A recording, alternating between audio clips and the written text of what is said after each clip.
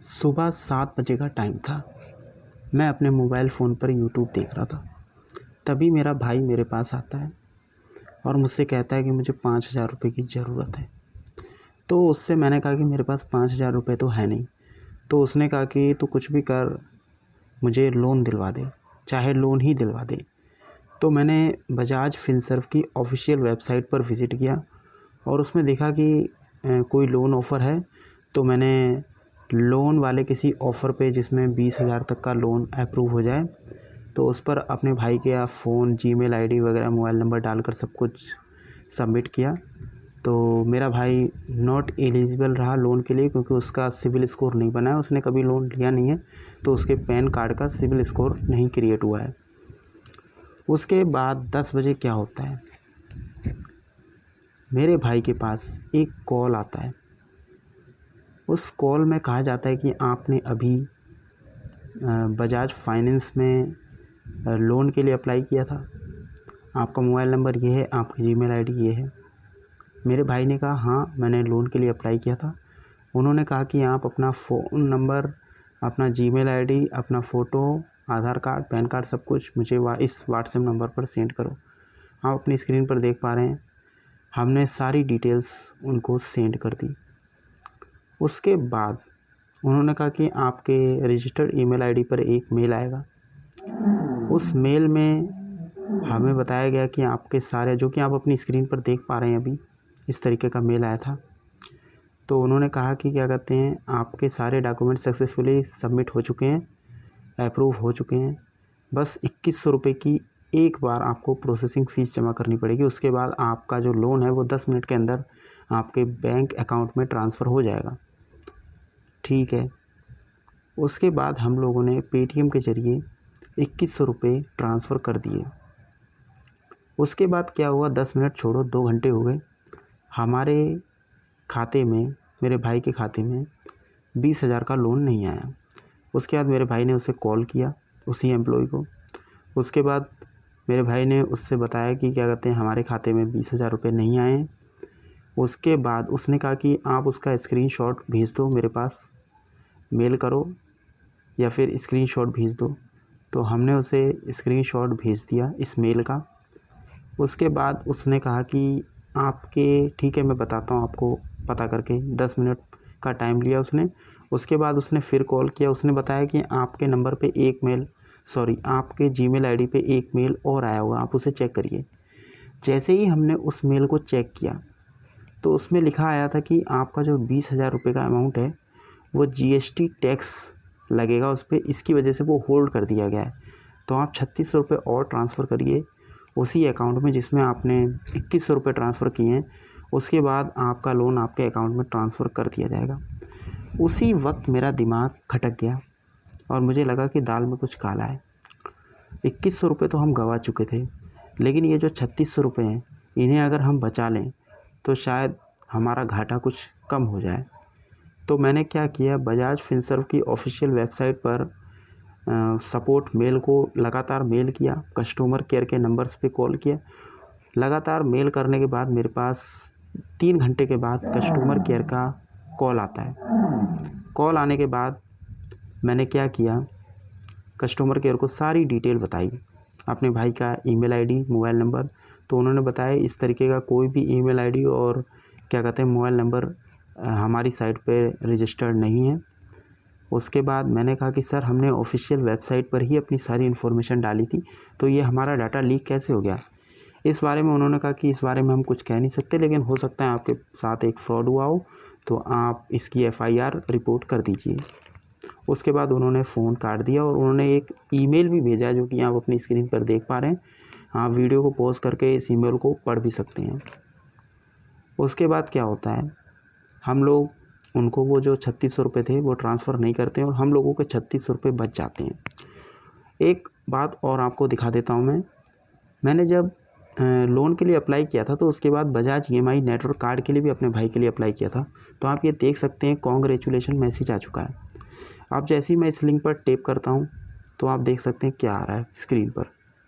जबकि यहाँ पे लिमिट अप्रूव की गई है, उसके बावजूद भी ईएमआई नेटवर्क कार्ड यहाँ पे नहीं मिलता है। उस लिंक पर हम टैप करते हैं तब भी। तो ये आप सोच सकते हैं ऐसी क्या सर्विस है। बजाज EMI हो या फिर मोबीक्विक हो या फिर पेटीएम हो, इनका डाटा कई बार लीक हो चुका है। इनका डाटा लीक इसलिए होता है क्योंकि ये जो इनके एम्प्लॉय होते हैं, यही जो नए एम्प्लॉय होते हैं उनका डाटा लीक करते हैं।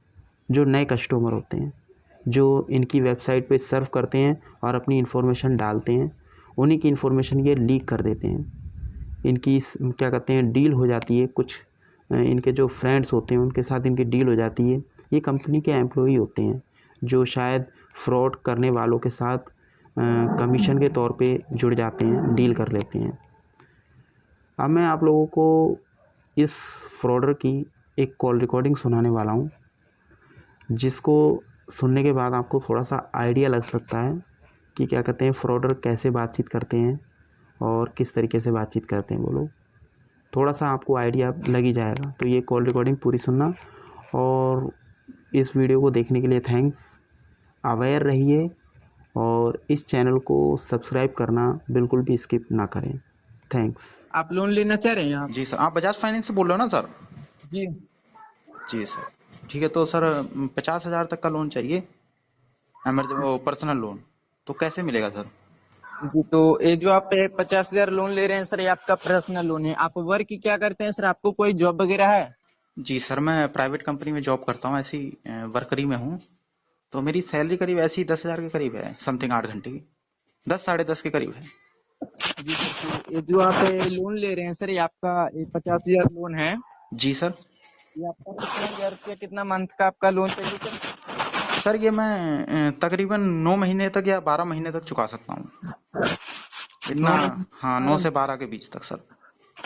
आप लाइन करिए सर, मैं आपको बता रहा हूँ सर जो आपका पर मंथ EMI आ रही जी, है। वैसे कल मैंने सर कोशिश करी थी बजाज पे वो ट्राई करने की, इसी नंबर से, संजय नाम है सर, मैंने कल आपको बताया था, शायद कॉल किया था आपको। ये आपका कितना ईयर्स का आपको लोन है सर? ये सर मुझे ईयर्स का लोन, मैं समझा नहीं सर। मतलब कितना साल का लोन चाहिए आपको 50,000? सर मुझे 9 महीने तक के लिए चाहिए, मैं 9 महीने की EMI के ऊपर चाहिए मुझे लोन। और कितने के लिए चाहिए सर? 9 महीने का सर, आपका 9 महीने का आपका पर मंथ EMI आ रही है सर, जी सर। ये 5,671 पे आपका पर मंथ EMI आ रही है। 5,671? जी अरे सर इतना तो फिर बहुत हो गया, क्योंकि अब मान लो मेरी तनख्वाह तो करीब 10.5 के करीब है, अब आधी तनख्वाह तो ऐसे ही निकल जाएगी सर लोन पे। तो ये तो मेरे लिए हो नहीं पाएगा सर, इतना तो मैं नहीं कर पाऊंगा सर। नहीं नहीं सर, ये आपको 5% इंटरेस्ट आपका ईयरली लग रही है ना सर? अच्छा, जी 5%? जी तो सर ये तो नहीं हो पाएगा, फिर मुश्किल है, क्योंकि इतना तो लोन मैं नहीं दे पाऊंगा, काफी हो गया ना। चलिए। अच्छा सर, एक चीज और बताइए, जैसे अगर मैं करता हूँ तो जैसे क्या क्या करना पड़ेगा इसके लिए, प्रोसेस? क्या सर? मतलब इसके लिए प्रोसेस क्या करना पड़ेगा मुझे? सर इसके लिए सर अपना आधार कार्ड, पैन कार्ड और पासपोर्ट साइज फोटो और अपना बैंक अकाउंट नंबर व्हाट्सएप करना है सर। अच्छा। जी अच्छा, तो सर कल क्या कहते हैं, मेरा दोस्त जो था वो, उसने भी अप्लाई किया था, तो उसने आप ही का नंबर मुझे उसी से मिला था। तो उसने 2100 रुपये ट्रांसफर किए थे, तो उसने बोला कि यार वो मेरा पैसा लटक गया है GST के लिए, तो 3600 रुपये की मुझसे वो हेल्प मांग रहा था। तो मुझे भी लोन की जरूरत है, तो सर मैंने सोचा एक बार आपसे पता कर लूं। जी लेकिन वो बोल रहा कि क्या कहते हैं यार, मैंने तो लोन कैंसिल कर दिया, 3600 रुपये मेरा लटक गया है। मतलब मुझे 3600 रुपये मिले हो तो तू दे दे, मैं पैसा लोन आते ही दे दूंगा। लेकिन मैंने कहा यार, मैंने उससे मना कर दिया, मैंने कहा यार मेरे पास तो अभी बैलेंस खुद ही नहीं है, तो मैं कहाँ से दे दूं। तो सर वो किस चीज के लिए लटका, मतलब क्या हो गया उसका, प्रॉब्लम क्या आ गई थी उसके में? तो सर कौन, उनका नाम क्या हुआ है सर? उनका नाम सर अनिल नाम है। अनिल? जी सर। तो अनिल सर यहाँ से तो वो कितना लोन ले रहे थे सर? सर वो 20,000। 20,000 कल जी की डेट में पेमेंट किए जी वो? जी। हाँ सर, कल की डेट में मुझसे मांग रहा था। अच्छा, मैं पहले यहीं पे था, कल ही मैंने उसी को देख के मैंने आपको कॉल किया था। उसके बाद मैं चला गया था, मैं उसके पड़ोस में रहता ना सर, मेरा मोहल्ला उसका मोहल्ला सामने सामने है।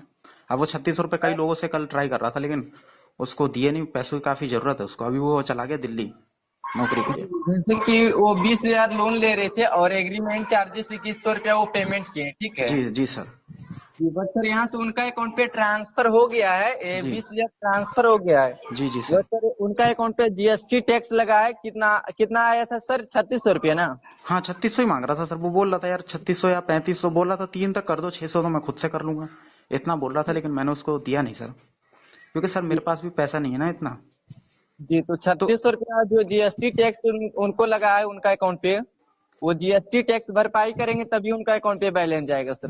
अच्छा अच्छा।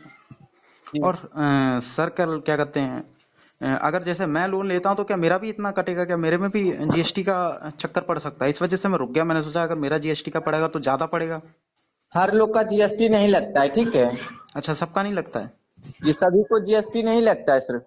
अच्छा यदि जो उनका यदि जो हमको पहले पता रहता सर कि उनका अकाउंट पे जीएसटी लगेगा, जी जी तो हम उनसे दूसरा अकाउंट नंबर ले सकते थे, ठीक है। But ji. सर ट्रांसफर होता है तभी तो मैसेज आता है ना सर कि जीएसटी टैक्स लगा है। अच्छा, तो सर मतलब आपको पता नहीं चलता है? पता कैसे चलेगा सर, जब आगे जाके हमको जब पता ही रहता तो मैं दूसरा अकाउंट नंबर नहीं ले लेते। हाँ हाँ, ये भी बात सही है सर। ठीक है सर, तो मैं तो लोन ले नहीं पाऊंगा सर, क्योंकि काफी ज्यादा लंबा पड़ रहा है, मैं 10 साढ़े 10 तक करीब कमा पाता हूँ, तो 5-6 हजार रुपये मेरा तो बस की बात है नहीं। चलिए कोई बात नहीं। ठीक है sir, okay, thank you. Hello. Hello. हाँ जी सर, डॉक्यूमेंट्स नहीं व्हाट्सएप किए सर। सर मैंने तो मना कर दिया था ना सर। क्या मना कर दिए? मैंने कहा था कि क्या कहते हैं, मैं तो नहीं कर पाऊंगा। नहीं लोन ले पाएंगे आप? नहीं ले पाऊंगा सर, क्योंकि